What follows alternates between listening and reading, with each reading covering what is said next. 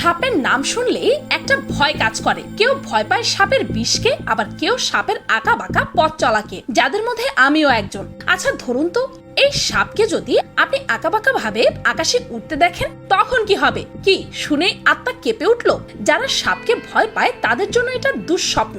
আর যদি সাপটি এমন হয় যেটা উড়ে উড়ে এক জায়গা থেকে আরেক জায়গায় যেতে পারে, তাহলে তো কথাই নেই। এই সাপ তাদের ঘুম হারাম করে দেওয়ার জন্য যথেষ্ট। তবে সত্য এটাই যে উড়ন্ত সাপও আছে। কি জানতে ইচ্ছে করছে এই সাপ সম্বন্ধে? তাহলে আর দেরি কিসের? সম্পূর্ণ ধ্যান প্রাণ এই ভিডিওটির দিকে দিয়ে দিন, কারণ আজ আমি আপনাদেরকে জানাবো এই উড়ন্ত সাপ সম্পর্কে বিস্তারিত। তাই ভিডিওটি শেষ না হওয়া পর্যন্ত সাথেই থাকুন। ভুলেও ভিডিওটি মাঝপথে ছেড়ে যাবেন না যেন।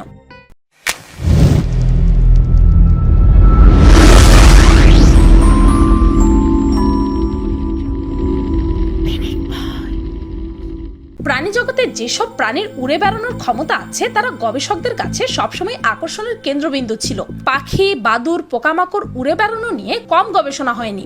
এসব প্রাণীর স্মৃতিবিদ্যা অর্থাৎ কাইনেমেটিক্স নিয়ে গবেষণার সাথে সাথে এদের বাতাসে ভেসে চলার গতি নিয়েও গবেষণা হয়েছে। কিন্তু যেসব প্রাণীর ডানা নেই, যেমন সাপ, তারা কিভাবে বাতাসে ভেসে চলে সেটা অনেক দেরিতে আকর্ষণে পরিণত হয়েছে। এদের বাতাসে ভেসে যাওয়ার গতি গবেষকদের সব থেকে বেশি আশ্চর্য করেছে। দক্ষিণ পূর্ব এশিয়ায় গাছে বসবাসরত 5 প্রজাতির সাপের মধ্যে এক ধরনের সাপ হচ্ছে এই উড়ন্ত সাপ। ইংরেজিতে এই সাপের পরিচিত নাম হচ্ছে প্যারাডাইস ট্রি স্নেক। সাপটির বৈজ্ঞানিক নাম ক্রাইসোপিলিয়া প্যারাডাইস।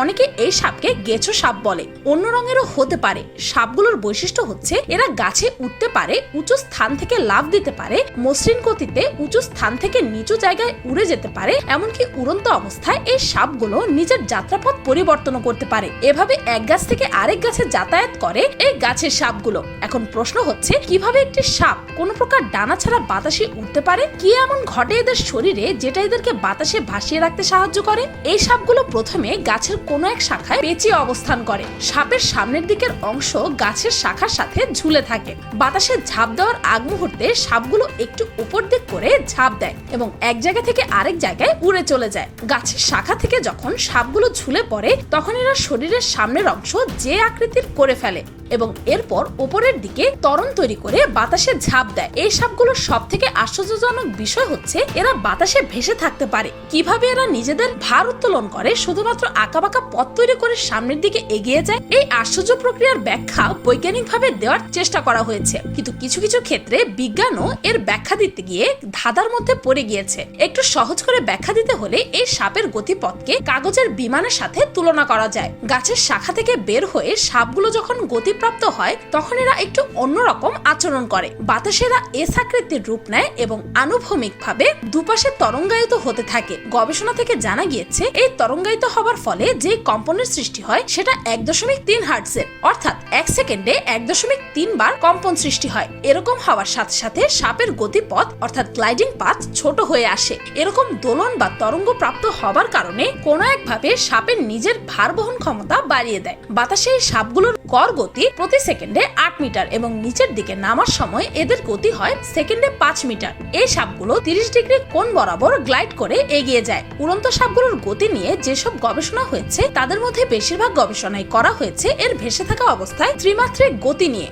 এই সাপগুলো নিজেদের যাত্রাপথ পরিবর্তন করতে পারে। সাপের পুরো শরীরের স্পন্দন হয়, এটা আগেই বলা হয়েছে। সাপের মাথার দিক পরিবর্তনের সাথে সাথে এর শরীরের পেছনের অংশ কাত হয়ে যায় এবং দিক পরিবর্তন করে অন্য জায়গায় যায়। এই সাপের একরকম স্পন্দন বা তরঙ্গায়িত হওয়ার বিষয়টি এখনো স্পষ্ট নয়। তবুও বিজ্ঞানীরা অনুমান করেন এ ধরনের সাপের পেছনের ভাগে যে অবতল আকৃতির সৃষ্টি হয় সেটার বাম ডানে গতি বা স্পন্দনের কারণে সাপের নিচের দিকের অবস্থান পরিবর্তন হয়। সাপের গতিপথের ভিডিও দেখলে বোঝা যাবে যে আসলে লেজের দিকের অবস্থান বাম এবং ডান দিকে পরিবর্তন হয়। বিজ্ঞানীরা অনুমান করেন যদি শরীরের পেছনের অংশ একটু কাত হয়ে একবার বামে একবার ডানে যায় তাহলে সাপের নিজস্ব ভারোত্তোলন ক্ষমতা বেড়ে যায়, অর্থাৎ শরীরের লিফটিং কাজ বেশি করে। মেরুদণ্ডী প্রাণীদের মধ্যে কিছু কিছু প্রাণী আছে যারা নিজেদের পাখনা ব্যবহার করে উঠতে পারে, যেমন উড়ন্ত কাঠবিড়ালি। কিন্তু উড়ন্ত সাপের ক্ষেত্রে নিজের ভার উত্তোলন করে বাতাসে ভেসে চলাচল করার কোনো মাধ্যম নেই। বাতাসের ভেতর দিয়ে এক স্থান থেকে অন্য স্থানে যাতায়াত করা মাটির উপর দিয়ে চলাচল করার থেকে অনেক বেশি জটিল, কারণ বাতাসে পাখা ছাড়া ওড়ার কারণে নিজেকে গ্লাইডিং করতে হয় এবং সাপের শরীর বেঁকে গিয়ে পার্শ্বীয় তরঙ্গ সৃষ্টি করে। সাথে সাথে বাতাসে অবতল আকৃতিও বজায় রাখতে হয়। এই দুটি কাজ একসাথে কোনো সাপ করতে পারে কিনা তা জানা নেই। হয়তো এই দুটি কাজ একসাথে করার জন্য কোনো বিশেষ স্নায়বিক পেশির নিয়ন্ত্রণের দরকার পড়ে। বাতাসে ভেসে চলাচল করা প্রাণীদের মধ্যে শিকার ধরে নিজের খাদ্য সংস্থান করে এমন জানা মতে ক্রাইসোপিলিয়ার প্যারাডাইস অর্থাৎ উড়ন্ত সাপ এবং ড্রাকো নামে লিজার্ড। ভেসে চলাচল করার ক্ষেত্রে অনেক গবেষক ড্রাকোকে বেশি দক্ষ বলে মনে করেন, কিন্তু উড়ন্ত সাপগুলো দ্রুত গতিতে ভেসে চলতে পারে। ড্রাকো দিক পরিবর্তন করলে এর গতি অনেকখানি কমে যায়, কিন্তু উড়ন্ত সাপের ক্ষেত্রে এমনটি হয় না। তবে কিছু কিছু বিষয়ের সমাধান এবং উত্তর এখনো জানা যায়নি। যেমন উড়ন্ত সাপগুলো বাতাসে ঝাঁপ দেওয়ার ধরন দেখলে বোঝা যাবে অনেকটা বিশৃঙ্খল এবং আকস্মিকভাবে এরা লাফ দেয়। এরকম লাফ দেওয়াটা শুধু যে শিকার দেখা দিলেই হয় তা কিন্তু না, সব সময়। এর পেছনে কি কারণ এবং কি প্রভাব কাজ করে তা বিজ্ঞানীরা এখনো জানতে পারেনি। উড়ন্ত সাপগুলো বিভিন্ন সময়ে নিজেদের শরীরকে বিভিন্ন লুপ আকৃতির তৈরি করে এরপর লাফ দেয়। সাপের এরকম লাফিয়ে ভেসে যাওয়ার মধ্যে দুইটি গতি থাকে, একটি হচ্ছে আনুভূমিক গতি, অপরটি হচ্ছে উলম্ব গতি।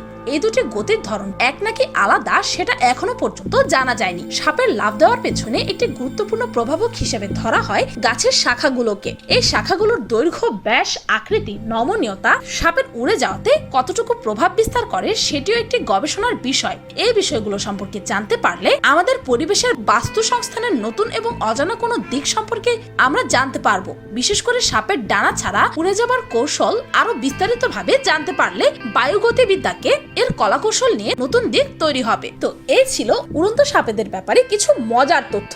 ভিডিওটি এই পর্যন্তই। ভিডিওটি ভালো লাগলে একটি লাইক দিতে ভুলবেন না, আর কমেন্ট করে অবশ্যই জানাবেন যে আপনাদের মধ্যে কে কে জানতো যে সাপও আসলে উঠতে পারে। আর আমার চ্যানেলটিকে সাবস্ক্রাইব করুন প্রতিদিন এমন সব অদ্ভুত ও মজার সব ভিডিও দেখতে। আজকের মতো পর্যন্তই, দেখা হচ্ছে পরের ভিডিওতে।